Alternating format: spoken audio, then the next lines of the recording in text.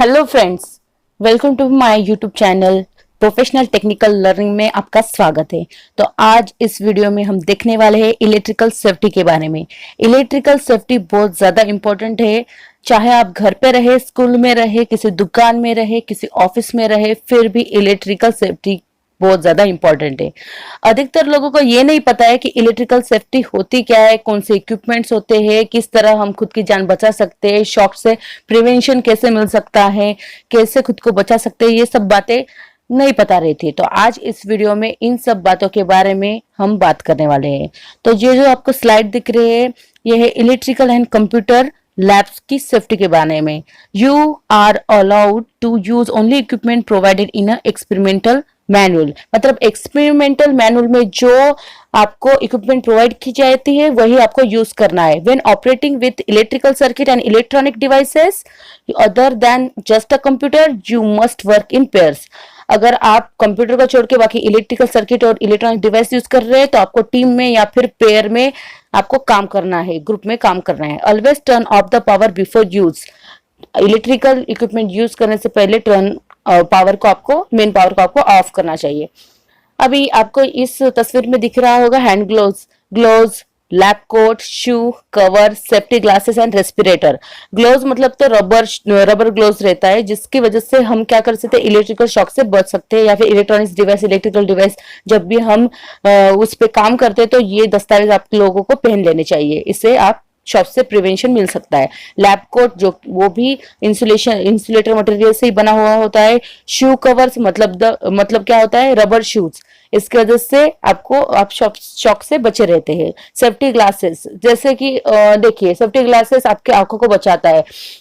क्या होता है, डिफरेंट टाइप के ट्रेड्स होते हैं। इस सपोज मैंने एग्जांपल आप ले लिया वेल्डर का, तो वेल्डर में क्या होता है कि वहां पे वेल्डिंग रहती है, किसी ना किसी इक्विपमेंट की वेल्डिंग होती रहती है, तो वहां पे स्पार्क निकलता है वहां पे।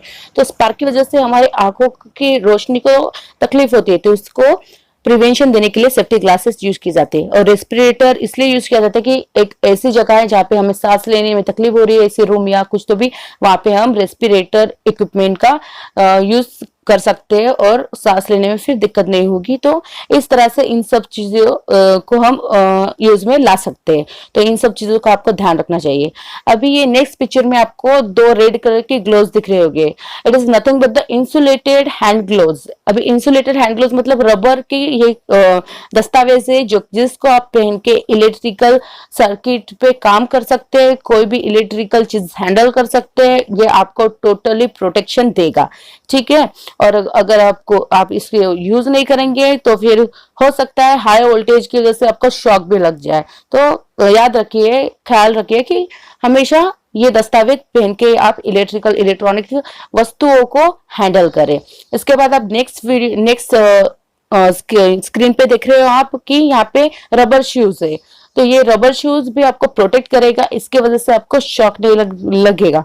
और अगर आप ऐसे जगह पे काम कर रहे हो, अगर आप एमएससीबी ऑफिस या फिर ट्रांसफार्मर या फिर जहाँ पे थ्री फेज सप्लायर रहता है, वहां पे high voltage industrial application industrial में आप काम कर रहे हो, तो वहां पे क्या होता है कि आपको हाई वोल्टेज को हैंडल करना पड़ता है। तो वहां पे ये सब चीजें आपके काम में आने वाली है। तो अब याद रखिए, हैंड ग्लोव्स, रबर शूज आपको पहनने चाहिए। अभी आपको पिक्चर में जो दिख रहा है वो साधारण मैट्रेस नहीं, it is not a simple mattress which is use in your home. It is a insulated mattress. मतलब ये इंसुलेटेड मैट्रेस से, इंसुलेटेड मटेरियल से बना हुआ मैट्रेस है। इसकी वजह से क्या होगा कि आपको शॉक नहीं लगेगा। हालांकि क्या होता है कि शॉक लगने पर पूरा जो है ना अर्थिंग हो जाता है, पूरा जो शॉक है पूरा सिर से, हाथ से, अपने पैर से निकल के पूरा ग्राउंड हो जाता है। तो वो नौबत नहीं आएंगे। जैसे आपको शॉक लगेगा तो ये जो मैट्रेस है, इंसुलेटेड मैट्रेस, वो आपको शॉक से बचाएगा, प्रिवेंशन देगा। अभी आप पिक्चर में देख रहे हैं फायर एक्सटिंग्विशर टाइप। तो यहाँ पे फायर एक्सटिंग्विशर में आपको पता है कार्बन डाइऑक्साइड, CO2 गैस रहती है। क्लास ABCD टाइप के फायर्स रहते हैं। तो ये B और C टाइप का है। इसमें जो है ना 3 3 से 8 फीट मैक्सिमम इफेक्टिव रेंजेस में आप इसको यूज कर सकते हैं।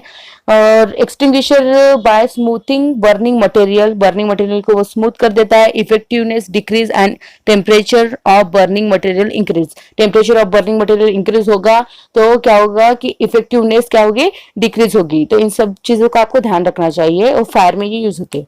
अभी नेक्स्ट स्लाइड में आपको दिख रहा है correct polarity of the hot, neutral and grounding connection each electrical. तो इसमें क्या होता है, जब देखो 2 फेज या फिर न्यूट्रल वायर हम यूज करते हैं, न्यूट्रल प्लग या फिर 3 फेज प्लग। तो इसमें क्या होता है कि 2 फेज रहा तो न्यूट्रल और हम क्या करते हैं, हॉट को ज्वाइन कर देते हैं, ग्राउंडिंग नहीं होती वहां पे। अगर 3 फेज रहा तो वहां पे ग्राउंडिंग भी हो जाती है। तो आपको क्या करना पड़ेगा, हमेशा 3 प्लग वाला ही जो प्लग है वो यूज करना पड़ेगा। अभी यहाँ पे देखो, यहाँ पे ये करेक्ट बताया गया है कि किस हिसाब से, किस टाइप से हम जो है ना, किस टाइप से हम ये यूज कर सकते हैं 3 प्लग का। तो यहाँ पे जो ये दोनों लाइट दिख रहे हैं आपको, इसका मतलब क्या है, न्यूट्रल ऑन है, उसके बाद जो है ना ग्राउंडिंग भी अच्छे से की गई है। तो ये करेक्ट मेथड है, इसको आप ध्यान में रखिए और इससे आप बहुत कुछ सीख पाएंगे। तो इस हिसाब से आपको करना पड़ेगा और ये सब बातों को आप नोट कर लीजिए, ये इलेक्ट्रिकल सेफ्टी के लिए बहुत ज्यादा इंपॉर्टेंट है। ठीक है, तो अभी जो है ना हम नेक्स्ट स्लाइड में देखेंगे कि प्लग अगर पुअर रहा, मतलब poor tension on electrical conductor, poor tension अगर रहा मतलब खराब तनाव विद्युत कंडक्टर में खराब तनाव रहा, तो इसके वजह से क्या होगा, इसके वजह से भी आपको शॉक लग सकता है। तो इस बात को आप दिमाग में बैठा ले और कभी भी पुराने प्लग यूज ना करें। उसके बाद आप देखें कि वहां पे उसमें ब्रेकेज है कि नहीं, उस पे पुअर टेंशन है क्या, और इस वजह से जो है ना करंट फ्लो हो रहा है कि नहीं, डैमेज है क्या, क्योंकि इन सब चीजों की वजह से आपको शॉक लग सकता है। उसके बाद नेक्स्ट हम देखेंगे इलेक्ट्रिकल सेफ्टी इन लैब में कौन सी इलेक्ट्रिकल सेफ्टी होनी चाहिए। Electricity takes the path of least resistance, electricity wants to go ground, if an electrical appliance or tools falls into water, it will be short. It takes high voltage to kill. Double insulated power tools can be used in wet and dam location. Double insulated power wet and damp location में use की जाते हैं। अगर high voltage रहा तो हम मर भी सकते हैं, मरने के लिए काफी है हाई वोल्टेज। और अगर और क्या बोला इन्होंने कि electricity takes the path at least resistance, मतलब इलेक्ट्रिसिटी जो है ना कम से कम रेजिस्टेंस अगर उसको मिला तो भी शॉक लगने के चांसेस रहते हैं। अभी आप नेक्स्ट स्लाइड में देख रहे हो रिलेज एंड फ्यूज। तो रिलेज और फ्यूज मतलब क्या था, रिलेज मतलब it is a two way switch. Okay, fuses use किए जाते हैं आपको जो है ना आपकी इलेक्ट्रिकल जो इलेक्ट्रॉनिक्स है, इलेक्ट्रिकल डिवाइसेस है, उसको जो है ना प्रोटेक्शन के लिए, प्रोटेक्शन पर्पस के लिए फ्यूजेस यूज किए जाते हैं। अभी देखिए अर्थिंग क्यों यूज की जाती है। अर्थिंग 2 टाइप की होती है, जिसमें फंक्शनल ग्रुप और प्रोटेक्टिव ग्रुप अर्थिंग रहती है। फंक्शनल ग्रुप में grouping of metal conductor of 3 phase ये यूज किए जाते हैं, तो आप लोग पढ़ लेना हो। उसके बाद एक्सटर्नल कॉजेस, तो कौन से हो सकते हैं। तो एक्सटर्नल कॉजेस में mechanical factor like fall, bump, vibration, physical and chemical factor, radiation, extreme wind, slow fall, snowfall, उसके बाद लाइटनिंग मतलब बिजली कड़कना, ये सब एक्सटर्नल ये है कॉजेस है। और इसमें जो है ना बच्चों को तो इलेक्ट्रिसिटी से दूरी रखना चाहिए, क्योंकि जो प्लग लगाते हैं तो तब भी करंट लगने की संभावना हो सकती है। और सर्किट ब्रेकर आप लोग प्रोटेक्शन के लिए यूज कर सकते हैं। 2 टाइप के सर्किट ब्रेकर रहते हैं, एमसीबी और ईएलसीबी। ठीक है, उसके बाद नेक्स्ट प्रिकॉशन है following the precaution must while switch on और ऑफ डोमेस्टिक स्विच ऑन और ऑफ करने के टाइम पे हाथ जो है ना आपके ड्राई होने चाहिए, पानी से भरे हुए नहीं होने चाहिए। आपके शूज, आपके पैर, हैंडल, उसके बाद switch is not broken, switch जो है ना ब्रोकन नहीं होनी चाहिए, स्विच ड्राई होना चाहिए। और इस तरह से आप इलेक्ट्रिसिटी से बच सकते हो। ठीक है, तो आपके हाथ और पैर और स्विच ये मतलब उसके पास पानी नहीं होना चाहिए, ड्राई होने चाहिए। ठीक है, whenever there is a loose connection, spark will occur, voltage drop विच में रिजल्ट इन फ्लैश फायर और एक्सीडेंट। ठीक है, जब भी अगर आपका कनेक्शन ब्रेक हुआ होगा तो वहां से स्पार्किंग निकलेगा, वोल्टेज जो है ना वोल्टेज ड्रॉप होगा, उसकी वजह से फ्लैश निकलेगा। देखो कभी कभी आप देखते हो कि उसमें से जो है ना फ्लैश निकल रहा है, तो उसकी वजह से क्या होता है कि वो फायर में भी तब्दील हो सकता है, जल सकता है कनेक्शन, और उसकी वजह से आपका एक्सीडेंट भी हो सकता है, आप जल भी सकते हो। और करंट की वजह से तो आपको शॉक लगेगा ही, लेकिन फायर अगर हुआ तो आप पूरे के पूरे जल सकते हो। Never join to wires of different rating, that means thickness. ठीक है, अगर ये अभी जो जिस पिक्चर में आपको दिख रहा है कि एक जो वायर है उसकी थिकनेस सही है और दूसरी जो वायर है उस वो थीन वायर है, एक थिक है और थीन, इसके वजह से क्या होगा, फिर से ब्रेकेज होगा। तो इसलिए जो वायर की रेटिंग है उस हिसाब से ही दूसरी वायर उसको कनेक्ट की जा सकती है properly by using the proper अच्छे क्वालिटी वाला टेप। ठीक है, अदरवाइज क्या होगा कि फिर से ब्रेक होगा और वो कनेक्शन लग नहीं पाएगा, कनेक्शन लग नहीं पाएगा तो करंट फ्लो नहीं हो पाएगा, इलेक्ट्रिसिटी फ्लो हो नहीं पाएगी। Never use pliers or screwdrivers of poor quality and poor insulation. देखिए जो पिक्चर में आपको दिख रहा है कि प्लायर्स और जो आपका स्क्रू ड्राइवर है, तो इसमें जो है ना इनके एंडिंग पार्ट्स देखिए जो खराब हो चुकी है। तो इसकी वजह से क्या होगा कि आप अगर लाइव कहाँ पे काम कर रहे हो, लाइव शॉक वगैरह आपको लग सकता है इसके, अगर ये इंसुलेशन आपको प्रोवाइड नहीं करेंगे तो। ठीक है, तो ये पुअर इंसुलेशन है, पुअर क्वालिटी के रह गए, मतलब ये पुराने हो गए, तो आपको क्या करना पड़ेगा, इस पे इंसुलेशन अप्लाई करना पड़ेगा, फिर आपको यूज करना पड़ेगा या फिर चेंज करना पड़ेगा। There should not be any water condensate dripping और पैनल बोर्ड। ठीक है, तो आप जहाँ पे इलेक्ट्रिकल वायर से सप्लाई है तो वहाँ पे पानी की छींटे बूंदे नहीं होने चाहिए, क्योंकि इसके वजह से क्या होगा, 100% गारंटी है कि शॉक लग जाए। तो इससे आप बचें, वहाँ पे पानी या फिर कोई भी लिक्विड टाइप नहीं होना चाहिए इलेक्ट्रिकल वायर के पास। तो अभी इस बात को आपको ध्यान रखना चाहिए। ठीक है, और जहाँ सिर्फ पानी की बात नहीं, चाय कॉफी या फिर कुछ भी रहा तो वहाँ पे उससे दूर रखना चाहिए। अभी नेक्स्ट देखिए, नेक्स्ट स्लाइड में आपको दिख रहा है कि always use the switch in 3 phase instead of neutral. देखो आप क्या करते हो, सिर्फ 2 ही कनेक्शन लगाते हो, 2 पिन वाली पिन यूज करते हो, 3 पिन वाली नहीं करते हो। Always use 3 pin plug socket इसलिए बोला जाता है क्योंकि एक न्यूट्रल रहता है, एक पॉजिटिव रहता है, एक रहता है ग्राउंडिंग। अगर ग्राउंडिंग वाला कनेक्शन रहा तो आपको 100% चांसेस है कि आप शॉक से बच सकते हो, टोटली वहां पे प्रोटेक्शन रहेगा। लेकिन आप अगर न्यूट्रल वायर और जो एक पॉजिटिव वायर और एक न्यूट्रल वायर वही यूज करोगे तो कोई गारंटी नहीं है कि कब आपको शॉक लगे। All metallic part should be properly अर्थेड।